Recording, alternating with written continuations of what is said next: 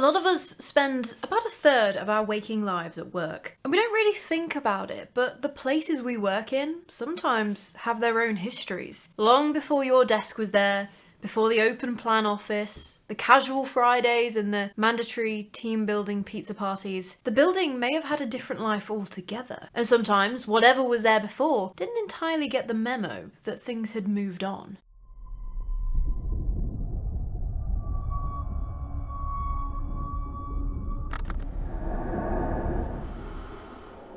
Today's stories come from people who were just trying to get through their shift, starting with Jerry.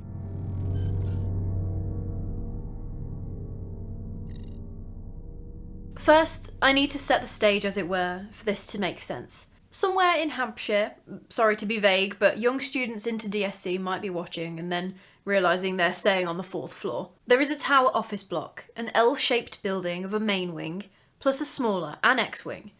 A building of 10 floors built around 1971 next to an old church, which may be relevant. I love it when people say that. The top floor was the office canteen, while 8 floors were busy open space offices crammed with desks, filing cabinet fixtures and endlessly ringing telephones. About 50 people in each busy office. However, the 4th floor was totally different in layout.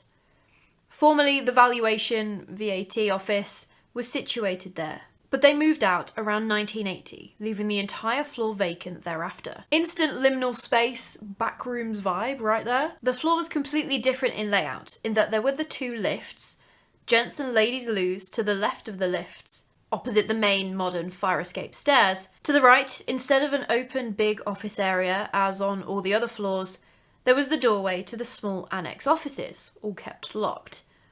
To the left was a small office area, and directly ahead was a long corridor that ran the length of the main wing. To the left of that was the old VAT office with 2 locked doors, long empty. To the right was a spare storeroom.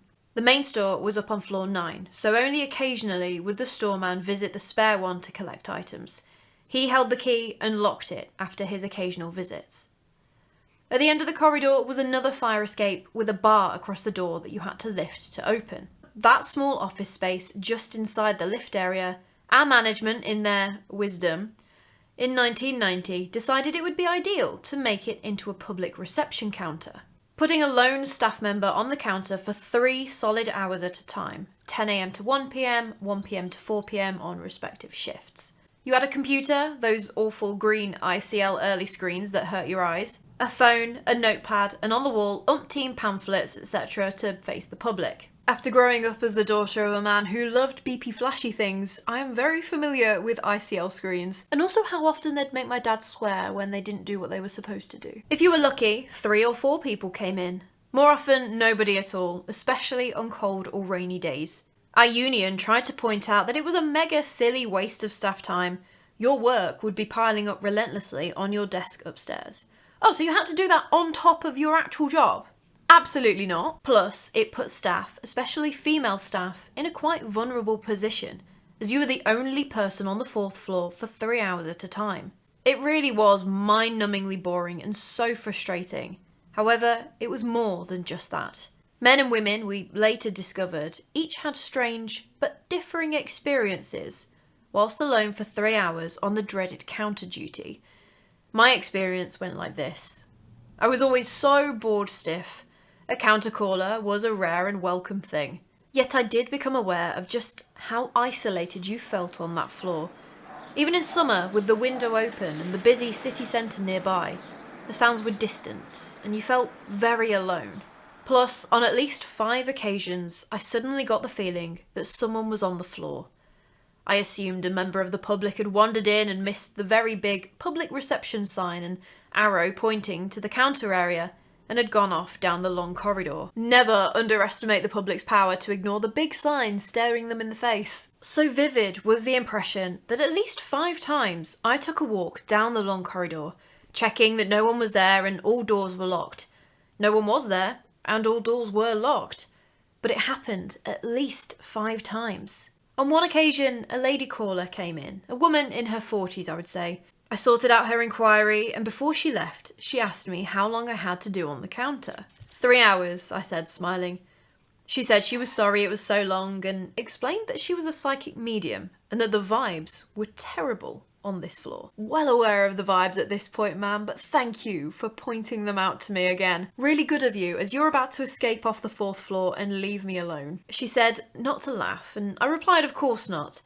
I noted her words, and I recall I always felt glad when my shift on the counter was ended. Over time, our union finally made management see sense. Mostly that it was a big waste of staff time when we could be working. Never mind our women's safety. And the counter was closed for good. The 4th floor was left empty and isolated. At Christmas, we had an office Christmas dinner at a favourite pub/restaurant. After stuffing our faces with turkey and Christmas pudding, we were into the drink. We were all chatting away when someone mentioned how glad they were not to have to do that awful counter duty stuck alone down on the 4th floor anymore. Our ladies all as one agreed wholeheartedly. I mentioned how boring it was and how isolating the 4th floor felt. I said I even felt someone had wandered in a few times, and I had a walk down the long corridor to check. 3 of my male colleagues then said that they too had exactly the same feeling, and had also made the same corridor walks just like me to check if anyone was lost on the floor. But no one ever was. The ladies were fascinated by this. They told us guys that whenever they were down on the 4th floor alone, they had a different experience. They always got the feeling they were being watched. Some of the girls found it a very upsetting feeling, and even rang their female colleagues in the main office upstairs at times, who went down for a comforting chat to keep their girlfriends company for a while. If management only knew. As each lady knew the weird and unsettling feeling only too well. Curious that men and women had differing experiences. Men felt someone was there, women felt they were being watched, and a degree of threat about it. That is so weird. Was whatever it was trying to lead the men away from the counter, but just outright terrifying the women? Either way, that is both fascinating and scary in equal measure. We were all so glad not to have to do that duty anymore. However, later I learnt something more about that floor. The chief security guard, a long-time serving chap who I knew well, told me that over the years, 3 sets of differing lady cleaners, years apart, British, later French, then Chinese groups of women cleaners, each refused to clean the 4th floor alone. Several of these sets of lady cleaners, again years apart, had claimed that they saw the figure of a tall blonde lady in an old-fashioned dress, down by the fire escape door at the end of that long corridor. Hence they refused to clean that floor alone, but were perfectly happy to do any of the other floors alone, no problem. Apparently, the figure was only seen in the darker evening, autumn/winter months of September to February. The security chief laughed, saying it was women winding each other up, although he did admit that it was strange that several differing sets of ladies years apart reported seeing the same blonde lady figure. Yeah, I mean, it's easy to just laugh it off, I suppose. Easier than confronting the alternative, but it's kind of a big roadblock when these 3 groups of women were years apart. I'm guessing different cleaning companies altogether. There's no reason to spread the stories amongst each other. So unless it was the security guard himself telling each group before they started cleaning on the 4th floor, I'm not sure I'd be so quick to dismiss it. He went on to tell me his experience, which he felt must have a logical explanation, but what, he didn't know. He told me only in the darker autumn/winter evenings he would have occasions where he locked up the building, ensuring all lights were off beforehand. Then walk across the car park to his car, look back to see one light was on the 4th floor in one of those annex offices. He knew that he had ensured that no lights were on before he locked up, but occasionally this would happen, and always the same office on the 4th floor only. He had the building electrician in to check everything was okay, and was assured that all was in order, no problems. The switch was one of those cord switches that you had to pull in order to turn the lights on and off, and the office door was always locked. He couldn't explain that at all. No other offices on any other floor ever had that problem, and it was only in the darker autumn/winter months. I think someone absolutely wasn't finished with their work or something. They had phantom trend reports to file or something. And then there the security chief was, keeping on turning off the lights on them. He said that he'd been all over the building at all hours when workmen were in for decades, and he'd never seen anything strange at all, though the light being turned on did puzzle him. I found out later the office tower block site had previously been a row of greengrocer shops in the 60s. Before that, it had been part of an old, now long gone hospital circa the 1800s. It had been the mortuary wing. Before that, it had originally been the graveyard of the old church next door. Are these factors in any way linked? Was the blonde lady figure seen only by the 3 sets of lady cleaners years apart in any way linked to the old hospital? As I said, the building closed as an office about 10 years ago and is now used as student accommodation. Probably fans of Don't Scare Claire. So I needed to keep the building identity secret in case they might be in the very place. Strange, eh? Yes, Jerry, I would absolutely say rather strange. And I can understand wanting to keep the building anonymised, but now I need to know if any students have had any similar encounters in there. But I mean, the mortuary wing of a Victorian hospital built on a graveyard next to a church, and you've got weirdness happening. 0 notes. Nothing concerning here at all. But while Jerry's building has hundreds of years of history stacked underneath it before anyone put a desk in it, Sophie's workplace is a bit more upfront about its past.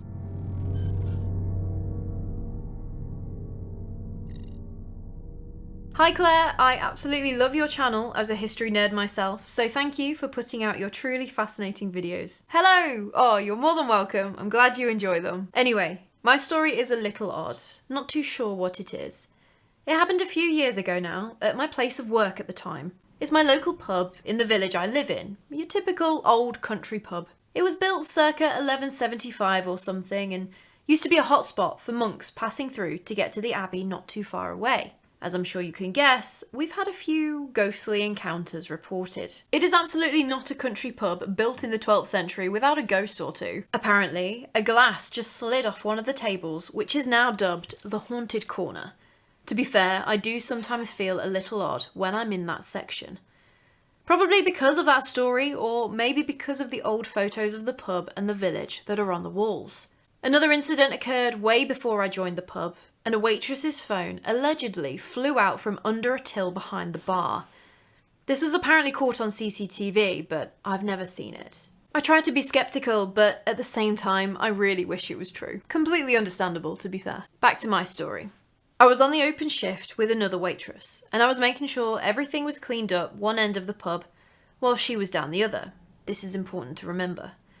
Bear in mind, this was about 11:30 a.m, and we don't open until 12. It was just us there, with the chefs in the kitchen, or smoking in their area that's not visible from where I was. I was looking out into the beer garden, a massive, beautiful area with a little playground for kids. As I looked out of the window, I'm certain I saw a black figure walking from one of the benches, and then behind the playground before vanishing. I had to pause for a minute and think. The figure was quite slim, as was my co-worker, so part of me thought it could be her. That would be your first reaction, surely. I ran down to the other side of the pub and called out her name, and she was there, sorting out the high chairs. She asked if I was okay, and I laughed, explaining what had happened, and we were both a little weirded out. I'm inclined to believe that there was something out there. The pub is directly opposite a church and graveyard, and has so much history tied to it that I'd be surprised if no ghosts were lingering. And so yeah, not forgetting that it is about 11ish in the morning, broad daylight, and then you drop in there that it's opposite a church and graveyard too. Centuries of life and death in that area alone. Yeah, no, I think the regulars may have had to wait a few minutes before I opened the doors. Gonna need a little sit down after that. I have another story if you'd like, but if this is too long, then by all means leave it there. Never worry about making it too long, give me all of the ghost stories. This one's from my dad's experience, around Christmas time of 2024. He was walking our dogs through the fields, which are adjacent to the church and graveyard, so you have to walk past them. He came home after the walk and told us that he saw a man in a long, dark trench coat, a kind of trilby-style hat, and was carrying a briefcase. My dad said he saw this man walk through the graveyard and disappear behind one of the large family tombs that rests there. My dad's a big skeptic, more into the extraterrestrial beings than otherworldly. So hearing that from him must have meant that it was something he was sure about. A skeptic sees that, this person who doesn't really believe all that much, but who comes home and just has to tell someone what he saw. That is very interesting. And now I need to know what was in the briefcase. Ooh, very MI6. Despite all of this, I love my village, and it's my peaceful sanctuary when I come home from uni in the city.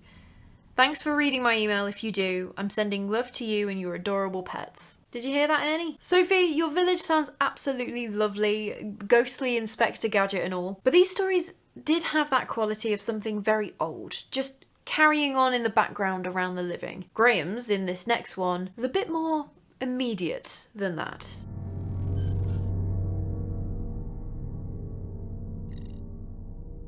In the fields of Castle Vale, where the Duke of Cumberland rested his forces, now stands industrial units, into which I once worked.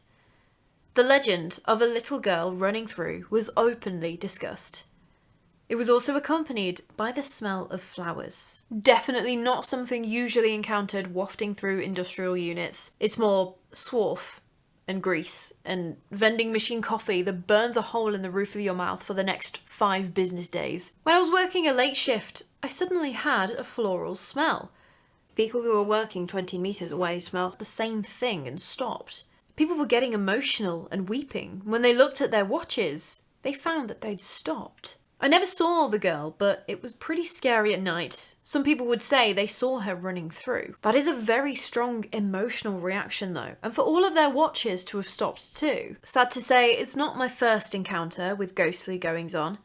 Some years previous, while working at Gravelly End, not far from the aforementioned, the site was once an anti-aircraft battery defending the Spitfire works at JLR, Jaguar Land Rover, once known as Lucas Works. It had been well known that female workers could smell bad odour around them, prompting one lady to speak and say that all male members should bathe before coming to work. However, me and a colleague were working away. In context, we were working facing a wall. I had a 180-degree vision, my colleague was further down. One day, while we were working, my friend was 20 metres away with a false wall behind us. I could see everything. He cried out. I thought he'd hurt himself, but his face was ashen. And he ran away back to the safety of a few cluttered tables and chairs. He was beside himself, inconsolable. When I spoke to him, all he could say was he smelt body odour, and he was tapped physically on his shoulder.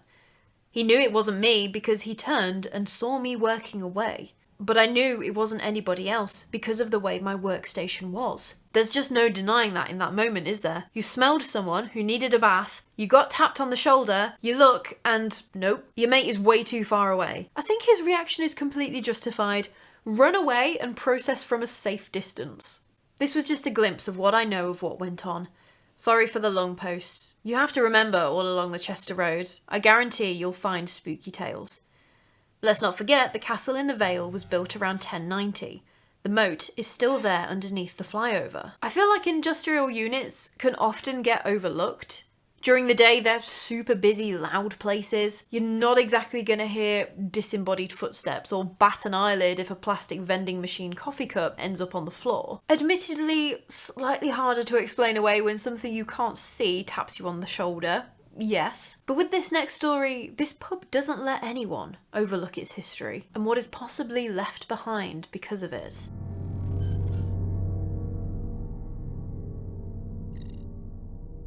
I work at the Old Crown in Digbeth, Birmingham.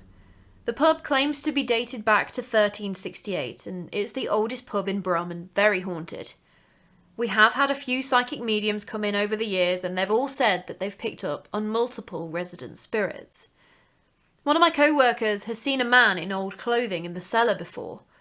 There is a well inside the pub believed to be over 1,000 years old, rediscovered in the 90s, which a lot of people claim they felt uncomfortable being in the same room as it, with the story being that a child fell down and the mother haunts nearby. Yeah, I would say if anywhere is going to be haunted, a story like that is going to result in a haunting. There are theories that the pub played a role in holding soldiers during the Civil War in the cellars and the inn upstairs. I know from the time that I've been working there, I've always had a horrible gut feeling about going down to the cellar. I avoid it as much as I can, especially early in the day and late at night. I think this pub would be a great video idea, as I haven't seen much media coverage on the insane history and the paranormal activity of this place. Just from a very cursory look through my usual sources, yep, there does seem to be a lot going on here. Poltergeist activity, things being picked up on CCTV, and people being touched by something they couldn't see. Let me know in the comments, do you want to see me do a full episode on the Old Crown in Digbeth? But for now, while staff at the Old Crown may prefer to avoid the areas that unsettle them, in this next story, this person did the opposite.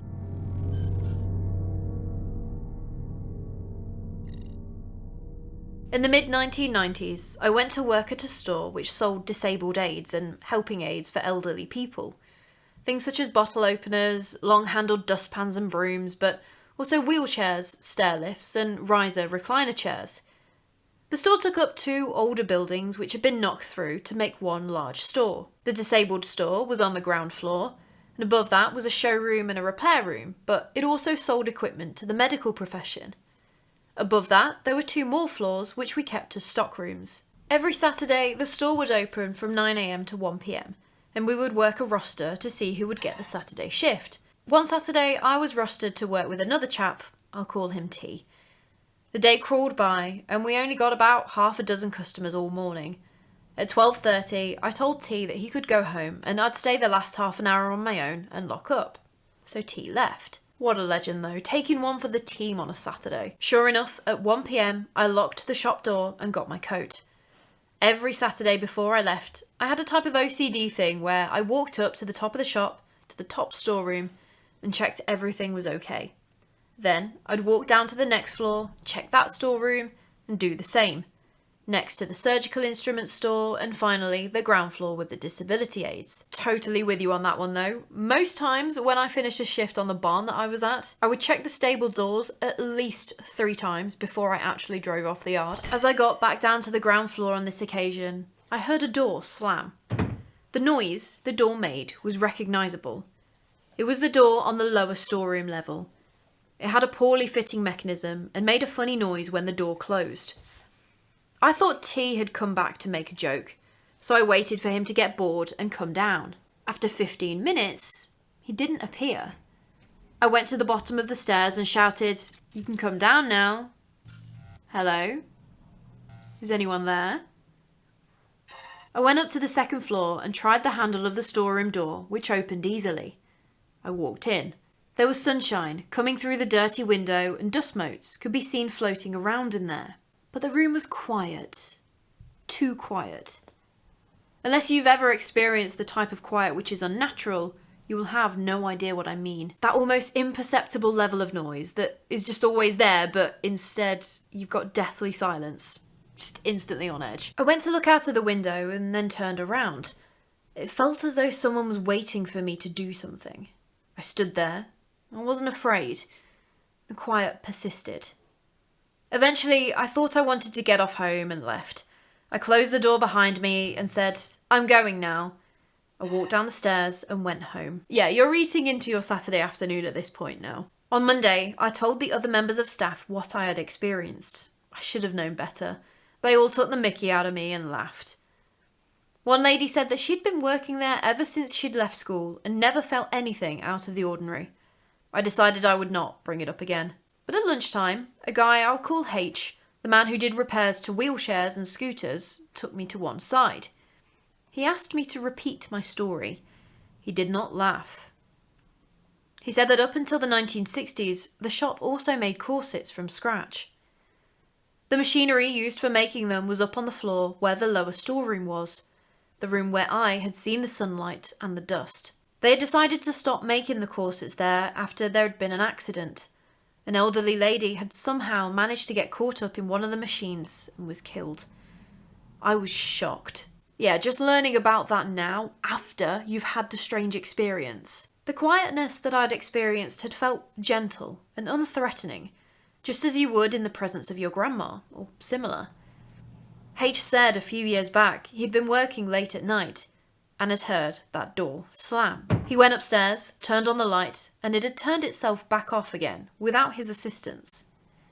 He'd left the building in a hurry that night, but had never told anyone of what had happened. Based on how colleagues had reacted, I can see why. Another time, H had to locate some electrical wiring for the store and open up a trapdoor to the floor. He invited me to go down below the shop. I was fascinated to see an old furnace, which was originally used to heat the building, and a little room with a window but no door. No idea what that was used for. Then straight ahead was a dark passage.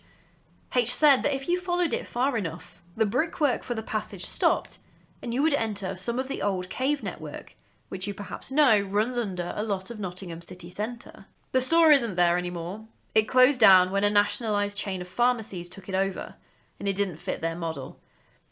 It had the top 2 floors taken off and was converted into student accommodation. Another potentially haunted student accommodation then. But it does always surprise me how many buildings in Nottingham have caves underneath them, just behind a cupboard or bricked off or something. But what a history. The ancient caves built on top of the more recent history and, unfortunately, tragedy. But in Oscar's story, we're back to another haunted pub where possibly the previous tenant never moved out.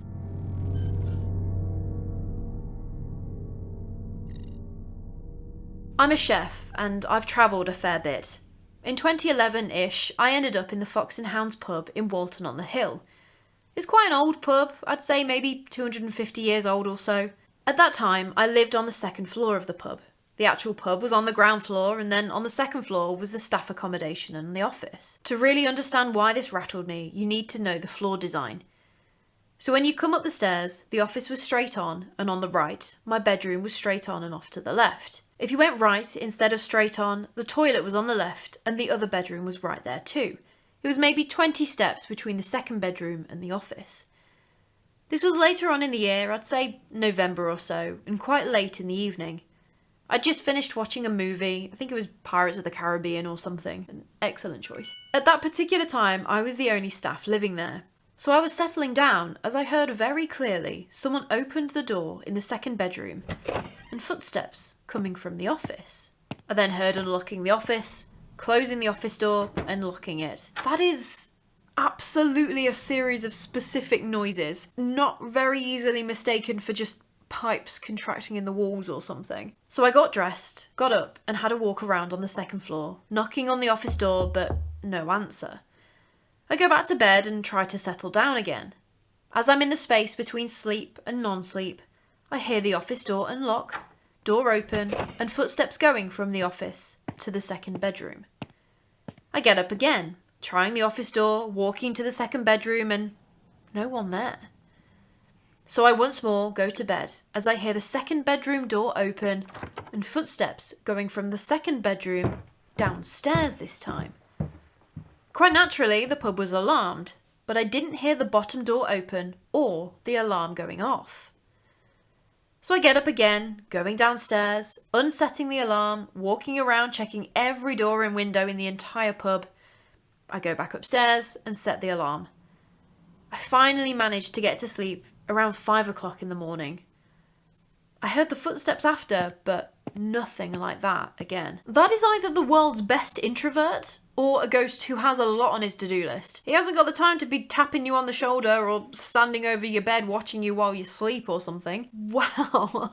But a huge thank you to Jerry, Sophie, Graham, Oscar and the 2 anonymous listeners for sending in their stories. 6 people with completely different workplaces, all with something that they couldn't leave at the office, so to speak. But I mean, it does make sense. For a lot of us, it's somewhere we spend an awful lot of time, day after day. Anything outside of the norm is going to become pretty obvious very quickly. But have you ever worked somewhere that just had a reputation or experienced something at work that your colleagues just didn't believe? If you have a story that you'd like to share about your workplace or anywhere, anything strange that has happened to you that you just can't explain, I would love to hear about it and possibly feature it on the channel. So please do email me at hello@don'tscareclaire.com or use the form pinned in the comments section. I feel like after today, I need to put together a listener story episode dedicated to haunted pubs. I cannot get enough of them. I actually used to work in a haunted pub. It's not really well known as the activity is just a bit, oh, that's strange, rather than this man died in 1687 and now throws glasses off the bar. But yeah, when one lot of landlords moved in, a married couple, they got all settled in and their flat was above the pub. And they would apparently hear strange noises coming from the cellar. And in this pub, it wasn't an underground cellar, it was just a cold, windowless room right next to the kitchen. Horrible room it was, but anyway. It would sound like the metal kegs were being rolled and moved around down there. It's not a big room anyway. There wouldn't have been room to roll, but that was the noise that they could hear. They would check. Nothing was out of place. The pub's all locked up. Everything is fine. And so then that would be it. It was only when one of the locals, a couple of weeks after they'd moved in, mentioned to the landlord, "Oh, have you met the ghost yet?" To which the landlord just responded like, "Oh yeah, whatever. You're just trying to scare me. It's not gonna work." And the local responded saying, "Oh, so you haven't had the ghost helping out moving kegs around in the cellar yet then?" "Don't worry, you will soon, I'm sure." Yeah, apparently the colour completely drained from his face in that moment. I worked there for about 3-ish years. Never experienced anything though. So yeah, any haunted pub stories that you've experienced and you want to share with me, please do let me know via email or the Google form. But anyway, if you enjoyed this collection of stories as told to me by the real people who experienced them, then please do like the video. And if you enjoy hearing stories like this and you're not already, please do subscribe. I chat about the history behind the mysteries as well as first-hand witness accounts every single week. But anyway, that is all from me today. Go and get a drink of water. Keep yourself hydrated before moving on to the spirits. See what I did there? Little haunted pub humour. Terrible. Anyway, I cannot wait to chat with you more about the morbid, mysterious and macabre. So until next time, sleep safe. It had been the mortuary Rick. Whoa, there we go. It had been the mortuary. It had been the mortuary. It had been the mortuary wing. Mortuary wing. The wing of death.